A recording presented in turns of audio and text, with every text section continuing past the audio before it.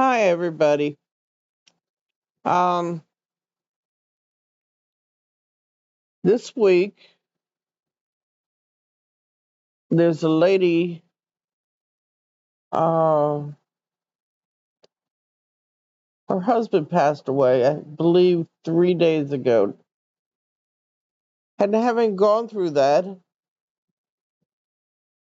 at this stage, she might be numb, in shock, scared, shattered, broken, just going through a whole array of emotions, even anger. Grief takes many forms, and grief also can take a lifetime. And grief also can kill. There was a young nurse that used to work here, and in one day, in less than 1 hour, both of his parents passed. Evidently, the one passed, perhaps in the hospital, and the shock evidently was too much, and they were too close, and the other passed. And that young man resigned from here because he had a lot to deal with. He had a little boy. Uh, what a gruesome thing to start out a conversation. We care about a lot of things and a lot of people. Um, Jay and Lauren are going through an awful lot.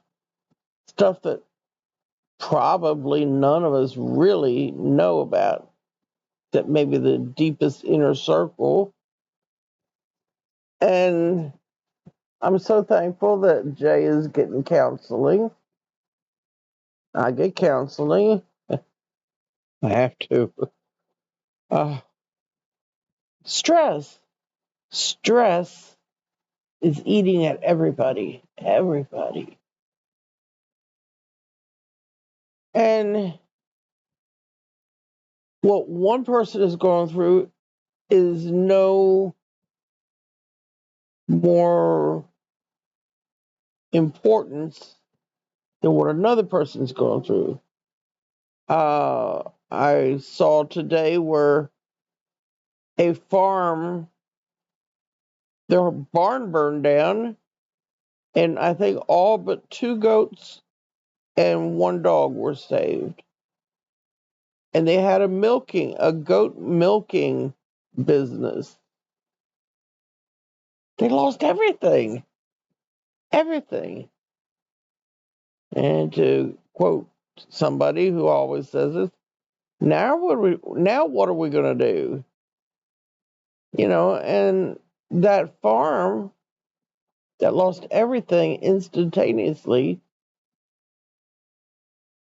did they have insurance? I don't know. I don't know those people.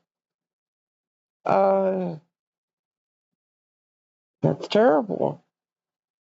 And then you have a young man that's in the hospital with cancer, a very young man, like 12 years old. Uh, my daughter in Pennsylvania works with cancer patients Monday through Friday. And it's, I hate that word. I hate that word. To me, that is one of the worst words in the English vocabulary, cancer. Now, I would be more apt to give to someone that I know that might be truly, truly homeless, or who may be hospitalized with cancer or going through cancer treatment, to needs such as that before I would give to a farm, any farm. Because to me, human life takes precedence over animals. Oh, what an attack I'll probably get. But that's me.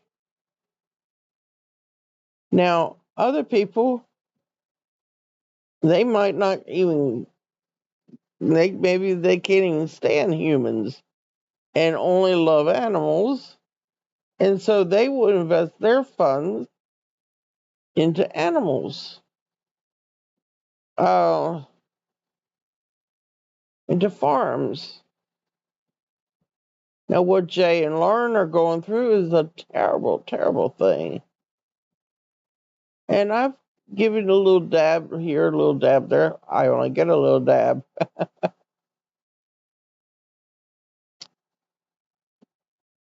That's another thing. The elderly, we're stuck in no man's land.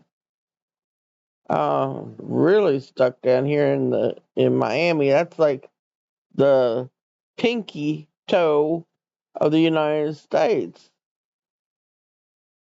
Forgotten. We get an allowance, those of us who are long term patients. But for me, I have a fund set up where $100 every month goes into my cremation fund. Do I want to be cremated? No. But that's what's going to be done.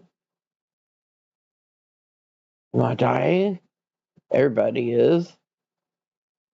I don't think I'm dying for the next few years. No.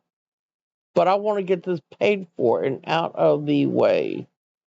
So I'm taking a major cut, which just leaves me $60. And I have to think, well, do I buy this? No. Do I buy that? No. So that's why I put the Amazon wish list up every month. There's only one thing on it right now. Am I asking for money right now? No. I'm just saying perspective. Each one of us has perspective as to where our main concern is. And then there's Ricardo. Ricardo, he gives to everybody. Uh, we love Ricardo. I hop over to all these different channels. I don't stay long, but I click my like, hopefully every day. Now I bug Sal all the time. Um, he's he's kind of a heartthrob to me as an old lady because he's the age of my son, who is my youngest child. And when you get to be my age, we kind of tend to adopt everybody. All the workers, if they're this age group, grandchild, this age group, child, this age group, sister. You know, when your family is scattered everywhere and you're all alone, and right now I have an amazing roommate, Irene, and I love her to pieces. And y'all pray for my Irene. She cries. She's heartbroken about some things. And if you would pray for her, I'd appreciate that. She is other than my Regina, who was my roommate for 4 years, Irene is the best roommate I've ever had. And I'm not just saying that because she's awake over there. I'm saying it because it's true. And our workers, lately we have had the best workers. Uh, we've got one who does not understand English, and I understand that much French. And so I speak what little tiny bit of French I know, and she speaks a little tiny bit of English, and we laugh the whole time, and it's good. Diversity exemplified, it's very good. So, what have we learned through this? Perspective. You know, you do what you do, I do what I do. And I have over 1,200 friends on Facebook,